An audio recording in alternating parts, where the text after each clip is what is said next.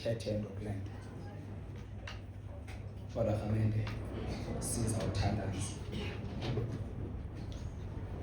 Ndicela nje umntu omnye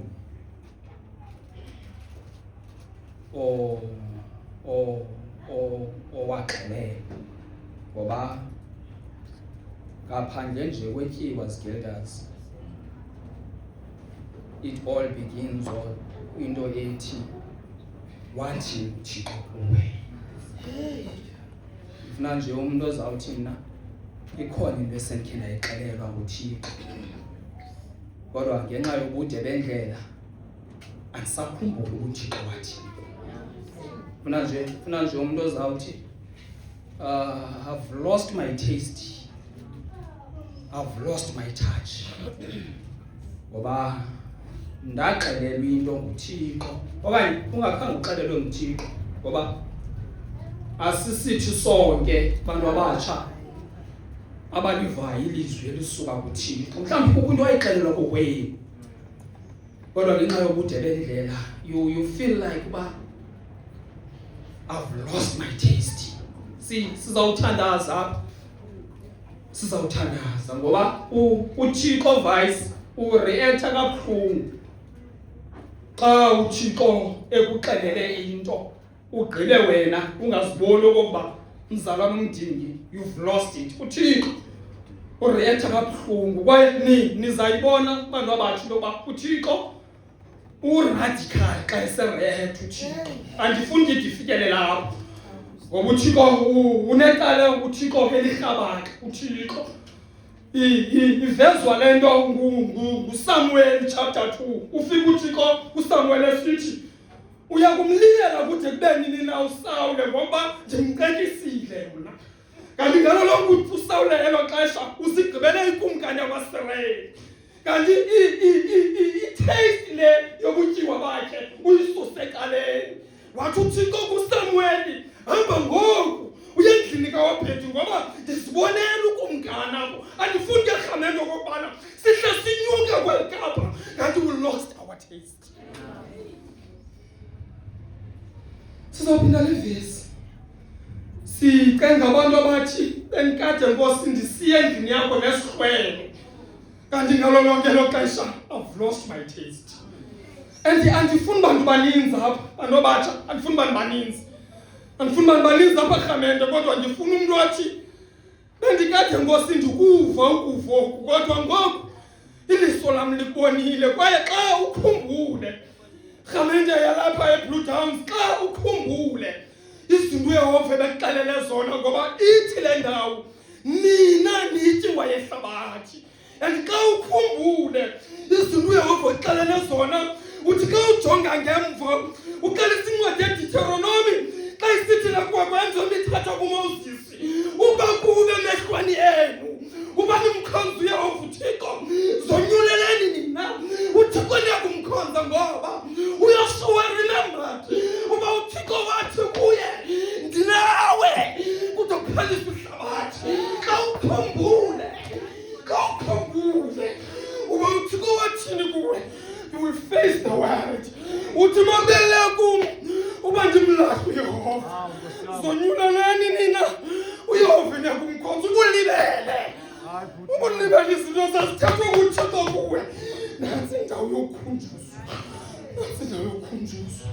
ngoba siyalibala rhamente, siyalibala okokugqibela rhamente, okokugqibela.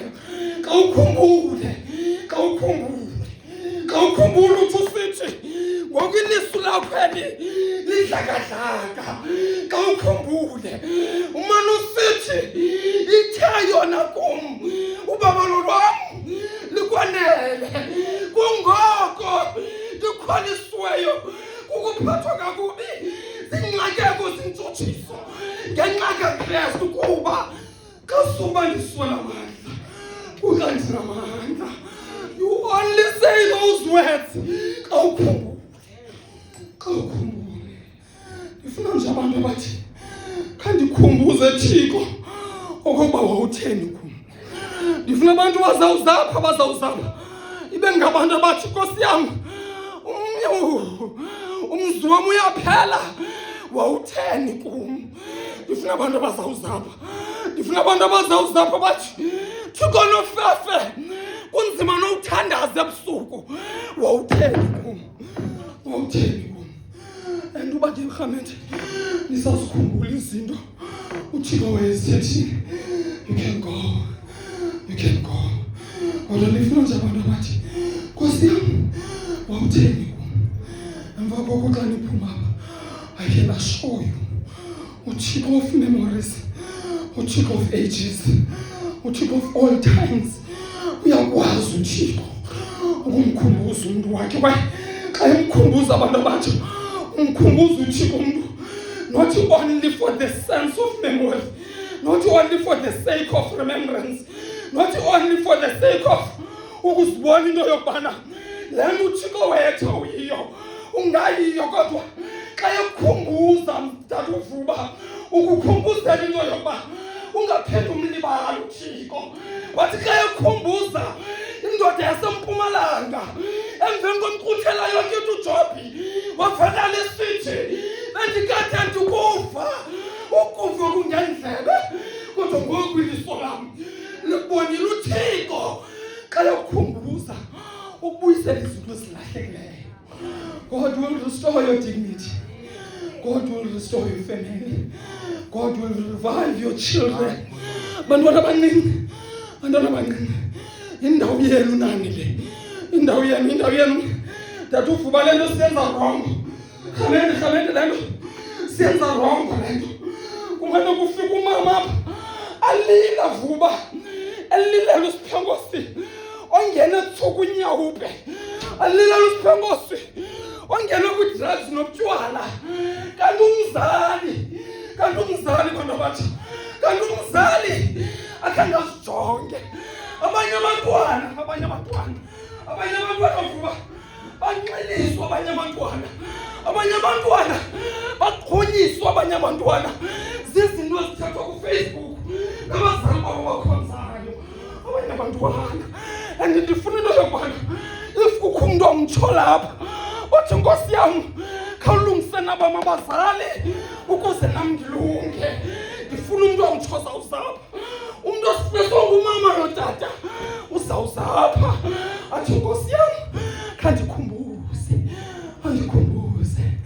And uThixo xa ekhumbuza ayikhumbuze uThixo ekhumbuza rhamente xa uThixo akhumbuza, uThixo akhumbuza abantu bazawujonga. Ngoba uThixo xa ekhumbuza abantu bayathanda ujonga. Amane bebuza abantu bebana izolo. Ngoba uThixo xa ekhumbuzile utshintsha izolo. Ayinguyelo ngokatshata nayikajwale, ayinguyelo nayimfama. Ubani nanithi ngumoni lo mntu ndiphekisileyo, andiyazi loo nto, kodwa ndazi into yokuba bendiyimfama nje izolo. Andingaboni mna izolo, ngoku ndiyabona because wakukukhumbuza uThixo about your wealth. Abantu babuza into yokuba ayinguye lwana yimfama izolo. Nkosi mayinigcine, Nkosi mayinisile, Thixo makayiphe amandla, andikhumbuze okokuba wayetheni, andikhumbuze ukuze abantu abatsha xa nigqibezela lo nyaka nihambe nisiwa. Akho ndirongo nokuba nihambe nisiwa, kodwa nibuye nithi Thixo wawutheni kane. Sivuma ingoma nje for abantu abafuna ukhunjuzwa qha, funa abantu abafuna ukhunjuzwa. Thixo wam wawutheni